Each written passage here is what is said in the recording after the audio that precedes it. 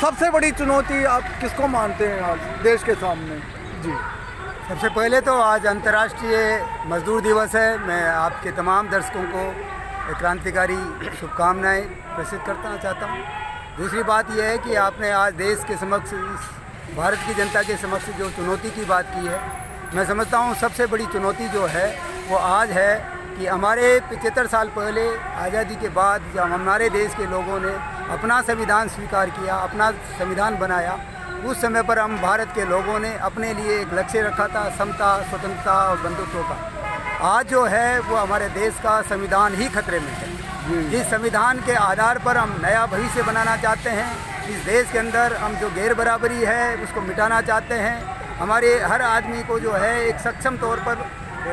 खड़ा करना चाहते हैं, वो पूरी की पूरी संविधान ही आज हमारे खतरे में है। पूरी हमारी संवैधानिक संस्थाएं खतरे में है, हमारी संसद जो है वो खतरे में है, चुनाव आयोग हमारा जो है वो पूरी तरह से सत्ता के कब्जे में आ चुका है। सुप्रीम कोर्ट के अंदर भी जो है कई तरह के दबाव हमें देखने को मिले हैं, कई तरह के फैसले हुए हैं जो तानाशाही अधिनायकवादी दबाव के अंदर काम कर रही हैं। ईडी और सीबीआई और जैसी संस्थाओं को आज विपक्ष को पूरी तरह से दबाने के लिए इस्तेमाल किया जा रहा है। तो निश्चित तौर पर मैं समझता हूं कि आप सबसे बड़ी जो चुनौती है, क्योंकि आज हमें इस देश के अंदर यदि हमारे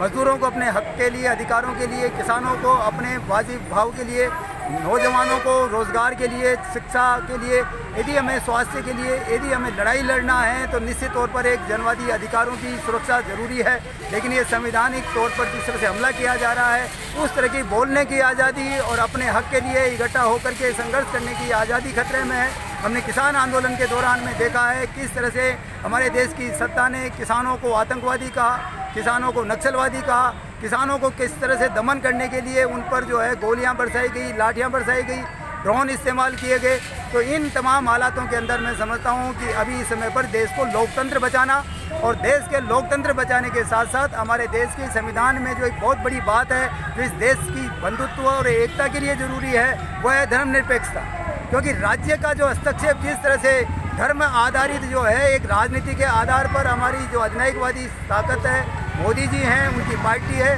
हमारे देश में आज पूरी तरह से जो है धर्म के आधार पर ध्रुवीकरण करके आज वो इस देश के अंदर एक अपनी तानाशाही को सुदृढ़ करना चाहते हैं। तो भाईचारे की रक्षा करना, हमारे आपस के जो है अमन चैन की रक्षा करना, तो धर्मनिरपेक्षता, लोकतंत्र हमारे देश के लिए सबसे बड़ा खतरा है।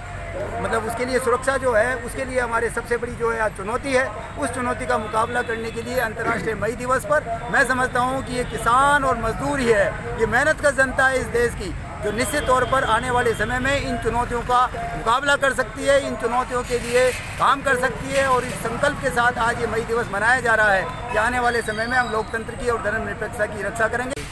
देखिए, आप बिल्कुल आपने सही कहा है कि पिछले 10 वर्षों में खासतौर से वो इन तमाम जो विषमताएं हैं वो विषमताएं और ज़्यादा बढ़ी है। मुझे लगता है कि आज़ादी के पहले की स्थिति में आज हम बेरोज़गारी के स्तर पर पहुंच चुके हैं। अमीरी और गरीबी के बीच में जो खाई है वो आज़ादी के पहले की स्थिति में हम आज पहुंच चुके हैं। आज जो है एक तरफ अमीरी और दूसरी तरफ गरीबी का जो है बीच में एक चौड़ी खाई होती चली जा रही है। मैं समझता हूँ कि इसके लिए जो है मजदूर किसानों के बीच में भारी असंतोष भी है, छात्रों में, युवाओं में असंतोष है। लेकिन इस असंतोष को डाइवर्ट करने के लिए हमारे आज की तारीख में जो देश की शासक वर्ग है, जो पिछले 10 साल से सत्ता में बैठा हुआ है, ये एक तरह से जो है कॉरपोरेट और सांप्रदायिक गठजोड़ की सत्ता है। तो हमारे देश के अंदर जो ये असंतोष है, इस असंतोष को धार्मिक तौर पर जो है लोगों के बीच में आपस में नफरत पैदा करके पूरे के पूरे असंतोष को डाइवर्ट करने की कोशिशें की जा रही है। और ये जो सत्ता है, जो कॉरपोरेट और जो है एक तरह से कम्युनल गठजोड़ की जो सत्ता है, इस सत्ता ने पूरी तरह से मीडिया पर कंट्रोल कर लिया है। सबसे बड़ी जो समस्या है वो ये है कि एक तरफ जो है वो जन आंदोलन पर ज़बरदस्त तरीके से डायरेक्टली कुठाराघात किया जा रहा है, और दूसरी तरफ लोगों की चेतना को जो है पूरी तरह से कंडीशन करने के लिए, अपने मन माफिक बनाने के लिए, अपने एजेंडे को आगे बढ़ाने के लिए, अपने धार्मिक एजेंडे को आगे बढ़ाने के लिए, हिंदुत्व के एजेंडे को आगे बढ़ाने के लिए इन्होंने पूरी तरह से जो है ये प्रचार के तमाम जो साधन हैं, चाहे वो इलेक्ट्रॉनिक मीडिया हो या प्रिंटिंग मीडिया हो, उन तमाम मीडिया पर कब्जा करके ये जो इन्होंने जो है जिस तरह से कॉरपोरेट की मदद से इस पर कब्जा किया है, मैं समझता हूँ कि ये कोशिशें जो है सत्ता वर्ग की तरफ से हो रही है कि ये इस तरह का असंतोष नहीं पनप पाए। लेकिन मैं समझता हूँ कि निश्चित तौर पर ये जो पेट की आग है, ये जो नौजवानों की जो बेरोज़गारी है, ये जो आज जो है स्वास्थ्य की जिस तरह से गरीब लोगों के लिए जो है स्वास्थ्य के अभाव में जो लोग मर रहे हैं, किसान आज और ज़्यादा दरिद्र होता चला जा रहा है, उसके सामने आज मोदी की जो तमाम गारंटियां हैं, जो तमाम जो है वादे हैं, तमाम जो बातें हैं, वो झूठी साबित हो रही हैं। तो वो एक्सपोजर हो रहा है, उसका नतीजा ये हो रहा है। मैं समझता हूँ कि वो आने वाले जो अभी वर्तमान में चुनाव है, निश्चित तौर पर ये असंतोष जो है उन चुनावों में भी सामने आएगा। और आने वाले समय में ये जो हिंदुत्व के आधार पर जिस तरह से ये डाइवर्ट करना चाहते हैं, ये विचारधारा के आधार पर कंडीशन करना चाहते हैं, मुझे लगता है कि अब इनके दिन आ चुके हैं। और निश्चित तौर पर इस देश की जनता जो है निश्चित तौर पर उसे बाहर निकल रही है। और आप जैसे जो पत्रकार हैं, स्वतंत्र लोग हैं, अपने स्वतंत्र मीडिया है, यूट्यूबर्स हैं, ध्रुव राठी, रवीश कुमार आदि आदि बहुत सारे हमारे वेबसाइट्स में जो है अलग अलग जो चल रहे हैं, वो एक तरह से जो है मैं समझता हूँ कि इस गोदी मीडिया का एक विकल्प जो है वो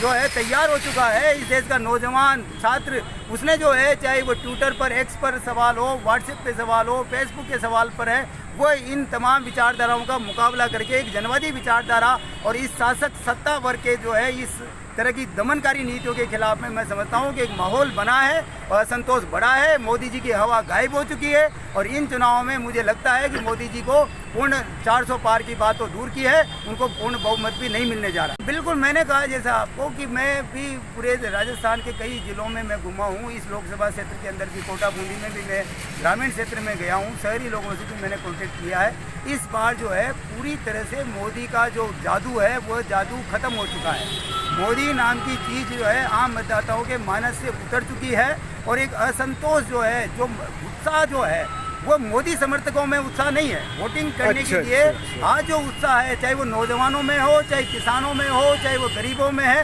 जो उत्साह है वोटिंग के टाइम पर जो उत्साह है, वो उत्साह जो है मोदी को हराने का ज़्यादा उत्साह है, वो अपने अधिकारों को प्राप्त करने का उत्साह है। वो किसानों पर जो जुल्म हुआ है उसकी याद में, उसको ध्यान में रखते हुए वो वोट डाल रहे हैं। जो आज जो है महिला पहलवानों के साथ में जिस तरह की बदसलूकी हो रही है और महिलाओं पर, बेटियों पर जिस तरह के अत्याचार हो रहा है, उसके बदले का लेने के लिए जो है आज वोटर अपने अधिकार, वोटर का मतदान का जो है अधिकार का प्रयोग कर रहा है। तो मैं समझता हूँ कि आज जो है ये जो पिछले 2 चुनाव में जो वोट पड़ा था, जो वोट हुआ था, वो वोट जो है मोदी के लिए हुआ था। अब की बार जो मतदान हो रहा है वो मोदी को हराने के लिए हो रहा है। इस कोटा बूंदी लोकसभा में भी मैंने देखा है कि ओम बिरला के खिलाफ इतना एंटी इनकम्बेंसी पिछले दिनों में, पिछले सालों में कभी नहीं देखा गया है। तो ये मोदी और बिरला को हराने के लिए कोटा बूंदी के लोगों ने भी वोट डाला है और मैं समझता हूँ ये 4 जून को जो नतीजे आएंगे ये साबित करेंगे। निश्चित तौर पर ये साबित हो रहा है, ये साबित हो रहा है। कई वैज्ञानिकों ने इस बात को प्रूव किया है कि ईवीएम के माध्यम से ये मैनिपुलेशन किया जा सकता है, हेरा फेरी की जा सकती है, वो संभावना इसमें है। लेकिन मैं समझता हूँ इसके लिए जो है पहले कभी लोग जो है ईवीएम पर भरोसा करते थे। ईवीएम पर जो है जब सवाल जो है ईवीएम को हटाने की बात होती थी या इसमें बदलाव करने की बात होती थी, जनता का समर्थन नहीं मिलता था। लेकिन अब की बार जो है मैं समझता हूँ कि ये ईवीएम भी एक तरह से जो है लोगों के इस समय पर जो है उस चेतना में आ चुका है कि ये मोदी सरकार ईवीएम के अंदर हेरा फेरी करके सत्ता में आने की कोशिशें करेगी। तो मैं समझता हूँ कि आने वाले जो चुनाव होंगे, लोग ये कह रहे हैं कि मोदी जो है केवल उसके लिए एक ही सहारा ईवीएम बचा है और यदि मोदी किसी तरह से हेरा फेरी करके सत्ता में आता है तो मैं समझता हूँ कि आने वाले समय में इस ईवीएम के सिस्टम में बदलाव करने का इस देश के अंदर सबसे बड़ा आंदोलन होगा, बहुत बड़ा। देखिए, ये जब भारत बना था तो ये भारत का जो गठन हुआ है, ये संविधान जब बना है, उस संविधान के अंतर्गत जो है निश्चित तौर पर ये बात है कि किसी भी प्रकार से धर्म के आधार पर किसी प्रकार का भेदभाव किसी भी नागरिक के साथ नहीं किया जाएगा। तो आज हमारा देश के अंदर जो मुसलमान की जो सवाल आता है, वो मुसलमान जो है वो इतना ही इंडियन है, इतना ही देशभक्त है जितना कोई दूसरा हिंदू हो सकता है। इसलिए मुझे लगता है कि इस देश का जो नागरिक है उसको जो है मुसलमान को ये बात जो है किसी प्रकार से कोई टेस्ट देने की ज़रूरत नहीं है, परीक्षा देने की ज़रूरत नहीं है, ये साबित करने की ज़रूरत नहीं है कि वो देशभक्त है। वो यहाँ पर पैदा हुआ है, इस देश को, इस अमन चैन को बनाने में, भारत को बनाने में उन तमाम लोगों का उसका योगदान भी किसी प्रकार का कम नहीं है। इसलिए मैं समझता हूँ कि अल्पसंख्यकों जो है वो ये जो डर पैदा करके, ये जो अल्पसंख्यकों के खिलाफ जो डर पैदा करने का जो सवाल है, वो सवाल जो है मुख्य रूप से ये पूरी तरह से हिंदुत्व को, हिंदू समुदाय को लामबंद करने के लिए ऐसा किया जा रहा है। तो इसलिए मैं समझता हूँ कि इस देश के अंदर अल्पसंख्यकों की सुरक्षा का और रक्षा का जो दायित्व है वो इस देश के बहुसंख्यक जनता के ऊपर है, वो हिंदू जनता के ऊपर है। और मुझे लगता है कि ये मोदी सरकार जो है, चाहे किसी प्रकार से हुक एंड क्रूक करके मैनिपुलेशन करके सत्ता में आ जाए, लेकिन इस देश का जो बहुसंख्यक लोग हैं, इस देश के जो 90% उधार वो निश्चित तौर पर किसी भी कीमत पर अल्पसंख्यकों पर हमले को बर्दाश्त नहीं करेगी। इसलिए केवल अल्पसंख्यक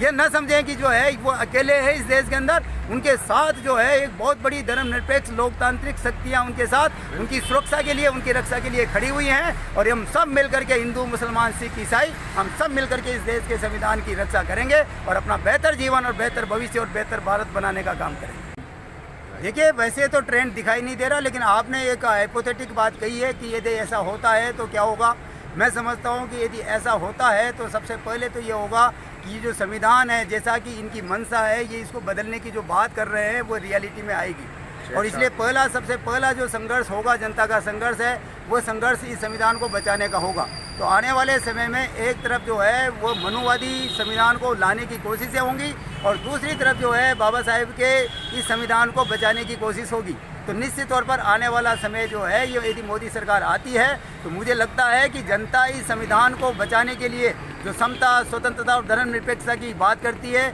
अपने भविष्य को गढ़ने की बात करती है, ये जनता जो है सड़कों पर उतरेगी। ये हो सकता है किसी भी प्रकार से मैनिपुलेशन करके सरकार में आ जाए, लेकिन इस सरकार को निश्चित तौर पर पूरी तरह से इसके जो इरादे हैं उनको नेस्तनाबूद करने के लिए इस देश की जनता एक बार फिर सड़कों पर उतरेगी। एक बहुत बड़ा संघर्ष, राजनीतिक संघर्ष जो है आने वाले समय में दिखाई देता है, यदि ऐसा होता है संविधान को बदलने की बात।